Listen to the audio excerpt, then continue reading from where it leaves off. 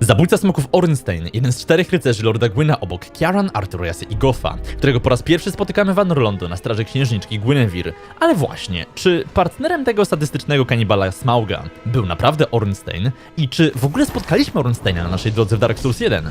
Na te i wiele innych pytań, moi drodzy, poznamy odpowiedź w tym odcinku, także witam was bardzo serdecznie, z tej strony oczywiście Demonides i moi drodzy, wreszcie z czystym sumieniem jestem w stanie was zaprosić nie tylko na odcinek, w którym omówimy historię Ornsteina, ale na cały cykl Historia Soulsów, który wreszcie jestem w stanie zrealizować dzięki waszemu kosmicznemu wręcz wsparciu na Patronite, za które raz jeszcze po prostu dziękuję z całego serca, bo wiem, że o taką serię właśnie odnośnie lore Soulsów pytaliście bardzo długo i wreszcie, moi drodzy, jestem w stanie to zrealizować, także zapraszam was na pierwszy odcinek. Jeśli macie jakieś uwagi też, jeśli wam coś się nie podoba, albo coś wam się właśnie podoba, dawajcie w komentarzach poniżej, ja na pewno to wezmę sobie do serca i postaram się po prostu wdrożyć te wszystkie wasze sugestie do kolejnego materiału, a ten materiał będzie oczywiście, tak jak już mówiłem, poświęcony Ornsteinowi i powstał na życzenie Danio, patrona, którego serdecznie pozdrawiam i mam nadzieję, moi drodzy, że ten film wam się spodoba. Zacznijmy jednak od początku. Lord Gwyn rozdzielił duszę pośród swych 4 najbardziej zaufanych rycerzy, czyli wspomnianej 4, której Ornstein był najprawdopodobniej kapitanem, na co wskazuje opis jego zbroi. Zbroja Ornsteina, zabójcy smoków, strzegącego katedry w zapomnianym mieście Anor Londo. Ornstein był podobno przywódcą 4 rycerzy. Jego złota lwia zbroja posiada moc błyskawic i powinna dobrze przed nią chronić. Ponadto warto wspomnieć, że każdy członek tej elitarnej grupy otrzymał wyjątkowy pierścień. Dla właściciela lwiej zbroi przepełnionej mocą błyskawic przypadł pierścień lwa, który dodawał Ornsteinowi więcej siły i jak czytamy, jest to jeden z pierścieni wręczonych 4 rycerzom Gwyna. Pierścień lwa należał do Ornsteina, zabójcy smoków. Ten pierścień zwiększa siłę kontrataków wykonywanych pchnięciami.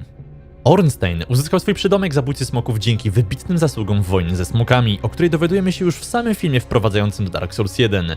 Jako jeden z pierwszych i najbardziej oddanych rycerzy Gwyna wykazał się niebywałą wręcz odwagą i skutecznością przede wszystkim w wielkiej wojnie ze smokami podczas epoki starożytnych. Gwyn oraz jego oddani rycerze zwyciężyli i zapanowali nad smokami, wybijając je niemalże całkowicie. With the strength of lords, they challenged the dragons. Gwyn's mighty bolts peeled apart their stone scales. Thief the scaleless betrayed his own, and the dragons were no more.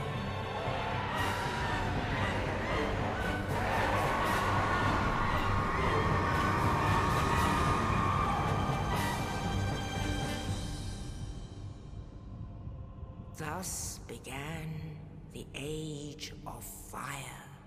Na początku filmu powiedziałem, że być może w ogóle nie walczyliśmy z Ornsteinem w Dark Souls 1, ponieważ bardzo popularna teoria mówi o tym, że w Dark Souls 1 walczyliśmy tak naprawdę, ale z iluzją tego wspaniałego zabójcy smoków, za którą stał sam Gwyndolin, czyli syn Gwyna, znajdujący się w najniższej dostępnej części Anor Londo. Ciekawego też argumentu na poparcie tej teorii dostarczył opis pancerza Smauga, który pojawił się, uwaga, dopiero w Dark Souls 3. I jak czytamy, jest to groteskowa zbroja należąca do Smauga, ostatniego rycerza broniącego zniszczonej katedry. Zapewnia niesamowitą ochronę i mogą jej używać również ludzie, choć nie bez ogromnego wysiłku. I niezwykle wręcz ciekawe jest to, moi drodzy, że Smaug został w tym miejscu nazwany rycerzem, ponieważ wiemy, że aspirował on do tego miana, jednakże był bardziej postrzegany jako taki, szaleniec po prostu, który nie miał żadnego poparcia wśród rycerzy Gwyna, o czym dowiadujemy się chociażby z opisu jego młota.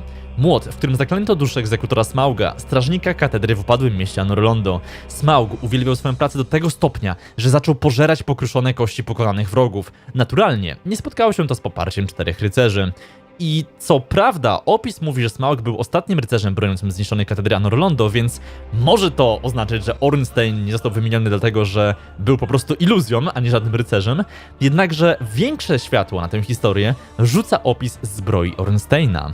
Złota lwia zbroja, człowieka znanego jako Ornstein, zabójca smoków.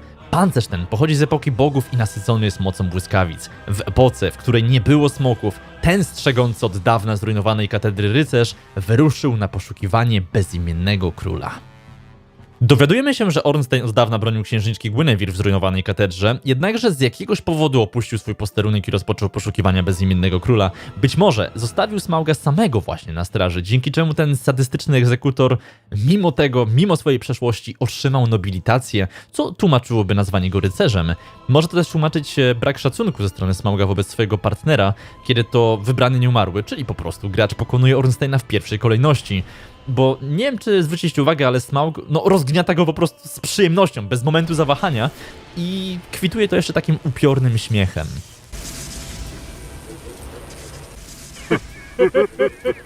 Być może dlatego, że wiedział po prostu, że jego partner jest jedynie iluzją dawnego wielkiego Ornsteina, a być może było to po prostu przejawem tego, że nienawidzi go. Było to jakieś, wiecie, taki przejaw szaleństwa ze strony Smauga i zazdrości spowodowanej tytułem oraz uznaniem przez Gwyna dla Ornsteina i dlatego w ogóle bez jakiegokolwiek zawahania wykorzystał moment jego słabości, żeby go zabić. Bo właśnie, zwróćcie uwagę, że podczas tej sceny widać, że Ornstein jeszcze żył i poruszał ręką, więc tak naprawdę śmiertelnego ciosu na Ornsteinie nie wyprowadził tutaj wybrany nieumarły, czyli gracz, a po prostu jego partner Smaug. Na pierwszy rzut oka można powiedzieć, że ta teoria ma sens i jest całkiem logiczna, natomiast niestety, ale ma pewne luki. Po pierwsze, po zabiciu Smauga w pierwszej kolejności otrzymamy duszę Ornsteina oraz jego pierścień, co nie powinno mieć w ogóle miejsca w przypadku walki z iluzją. Ponadto, zabicie Gwendolina przed konfrontacją z tym niesławnym duetem Anor Londo powinno przecież zakończyć iluzję i spowodować zniknięcie Ornsteina, jeśli byłby on iluzją. Bo ma to przecież analogicznie miejsce w przypadku innych iluzji Gwendolina, jak na przykład Srebrnych Rycerzy, Batwingów czy Sentineli. Oni wszyscy przecież znikają. Ale tak się nie dzieje w przypadku Ornsteina. Wydaje mi się, że w Dark Souls 1 wybrany nieumarły spotyka więc prawdziwego Ornsteina i Smauga i musimy po prostu mieć na uwadze to, że historia Dark Souls to wiele różnych światów i cyklów, które cały czas się powtarzają i przenikają, o czym zresztą uświadamiał nas na samym początku Soler. We are amidst strange beings in a strange land. The flow of time itself is convoluted, with heroes centuries old phasing in and out. The very fabric wavers, and relations shift and obscure. There's no telling how much longer your world and mine will remain in contact. I właśnie dlatego zarówno możliwe jest to, że prawdziwy Ornstein został pokonany w Anor Londo, jak i to, że opuścił Anor Londo w poszukiwaniu bezimiennego króla, o czym informuje nas sama gra. Trzeba mieć po prostu na uwadze to, że wydarzenia z Dark Souls 1 uchodzą za takie legendy z zamierzchłych czasów, podobnie zresztą jak sama wcześniejsza wielka wojna ze smokami. Mogły pochodzić z zupełnie tak naprawdę innej historii, innego cyklu. The flames will fade, and only dark will remain. Ale historia Ornsteina wcale nie kończy się na Dark Souls 1, ponieważ już w drugiej części Dark Souls pojawił się boss, który wzbudził naprawdę niesamowicie dużo kontrowersji i także domysłów odnośnie w ogóle tego, kim on jest, odnośnie jego historii. Chodzi tutaj oczywiście o starego zabójcę smoków, który występuje w wieży płomienia Heide.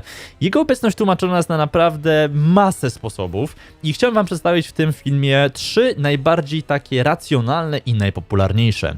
Pierwszym z nich jest po prostu wytłumaczenie jego obecności niepotrzebnym fanserwisem. Chodzi o to, że twórcy gry chcieli zrobić jakieś takie nawiązanie do poprzedniej części Dark Souls, puścić oczko w stronę fanów jedynki i po prostu umieścić tam bossa Ornsteina, czy bossa przypominającego Ornsteina. Drugim wyjaśnieniem, już takim nieco bardziej fabularnym, jest to, że legenda Ornsteina po prostu zainspirowała kolejnych śmiałków do naśladowania go. I zabójca smoków z Heide jest po prostu jego najzwyczajnym w świecie naśladowcą. Tak samo jak Artorias zainspirował swym bohaterstwem grupę zwaną Stróżami Otchłani w Dark Souls 3 i nikt nie powiedział, że przecież zabójca smoków musiał być przecież tylko jeden. Być może byli oni zupełnie powszechni, tak samo jak Srebrni Rycerze Gwyna. Tłumaczyłoby to również takie drobne różnice w wyglądzie pancerza starego zabójcy smoków i Ornsteina i bardzo dziwne byłoby, gdyby prawdziwy Ornstein też posługiwał się mroczną magią oraz bronił wejścia do przymierza, które już i tak posiada członków. Nie miałoby to za bardzo sensu. Ale możliwe jest też to, że w cyklu Dark Souls 2 Ornsteinowi nie udało się odszukać po prostu bezimiennego króla i w dodatku został spaczony otchłanią, co tłumaczyłoby jego mroczne ataki. Jest to właśnie trzecie wytłumaczenie. Walka z nim, co ważne też zaznaczenia, jest po prostu opcjonalna i możliwe, że właśnie kanonicznie nasza postać nigdy nie miała odszukać Ornsteina. Za poparciem tej teorii stoi też tajemniczy opis duszy starego zabójcy smoków, w którym czytamy: dusza zabójcy smoków. Stary zabójca smoków to wspomnienie po pewnym rycerzu z dawnych legend. Ornstein kierował się honorem i pragnął przywrócenia dawnego blasku upadłemu Anor Londo, ale dlaczego w takim razie w ogóle porzucił swój posterunek i rozpoczął poszukiwania bezimiennego króla? To jest bardzo dobre pytanie i niestety, ale pozostaje cały czas tajemnicą, choć jeszcze do tego tematu wrócimy w tym filmie. Z kolei wiemy, że Smaug musiał pozostać na straży do końca swych dni, ponieważ został pożarty przez Aldricha, pożeracza bogów, który skonsumował również Gwendolina. Z kolei Ornstein odszukał pierworodnego Gwyna, czyli bezimiennego króla, którego Gwyn chciał wymazać z kart historii. Skąd to wiemy? Ponieważ zaraz po walce na szczycie arcysmogów odnajdujemy pełen komplet pancerza Ornsteina. Nie ma tam jednak jego ciała i nie wiemy, czy został on zabity dawno temu, czy jak niektórzy fani sugerują, stał się smokiem. Żeby się dowiedzieć nieco więcej na ten temat, przyjrzyjmy się opisowi cudu Święta Przysięga pochodzącemu z Dark Souls 3, w którym czytamy, że jest to cud dla wybranych przez Przymierze Słońca. Czasowo zwiększa siłę ataku i absorpcję obrażeń postaci i osób w okolicy. To opowieść o pierworodnym Słońca, pierwszym z wiernych rycerzy i o służącym im obu mężnym zabójcy smoków. Tym drugim rycerzem był najprawdopodobniej Havel, którego możemy spotkać na szczycie arcysmoków i który również był towarzyszem Gwyna w wielkiej wojnie ze smokami. Opis ten sugeruje, że Ornstein wcale nie wyruszył, aby zabić pierworodnego Gwyna. Wręcz przeciwnie, wyruszył, aby mu służyć, aby służyć bezimiennemu królowi. I na poparcie tej wersji wydarzeń wskazuje odmienny opis Pierścienia Lwa w Dark Souls 3, który opisuje Ornsteina jako pierwszego rycerza, najstarszego potomka Słońca, bezimiennego króla. Czyli w skrócie, on wcale mu nawet nie służył. On był najbardziej oddanym tym sługom. Był po prostu najbardziej zaufany.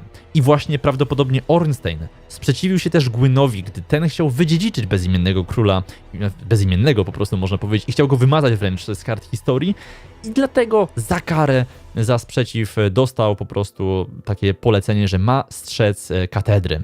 Ornstein raczej też nie czuł się za dobrze, bo nie wiedział, jak długo będzie musiał tam tkwić wraz ze Smaugiem o naprawdę zszarganej opinii i w końcu, kiedy wszyscy rycerze odeszli lub po prostu zginęli, a iluzja upadła, Gwyn poświęcił się, a smoki nie istniały, więc Ornstein sam też nie miał jakiegoś wielkiego celu. Po prostu postanowił porzucić katedrę i odszukać swojego dawnego pana, aby znowu mieć jakiś sens w życiu.